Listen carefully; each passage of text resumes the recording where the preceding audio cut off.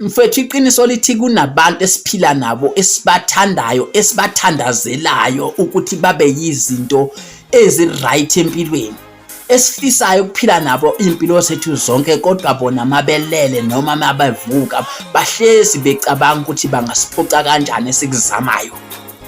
Angiphinde kunabantu abana-10 years emshadweni, kodwa omunye uhleli ngoba akana-choice, omunye uhleli ngoba naku une-support, omunye uhleli ngoba naku akanamandla wokuzimela mzwana wazimela uyophuma kanje.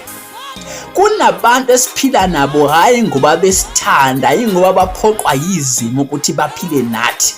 Mzukwane baba nako lokhu esinako bona bangenako bayosishiya.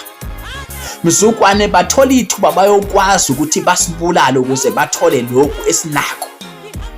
Mfowethu, iqiniso lithi kunabantu esiphila nabo futhi esibathandazelayo esibasizayo empilweni zabo, kodwa bona imicabango yabo nemithandazo yabo ukuthi basiphuca kanjani lokhu esinako esibasiza ngako kubokwayo.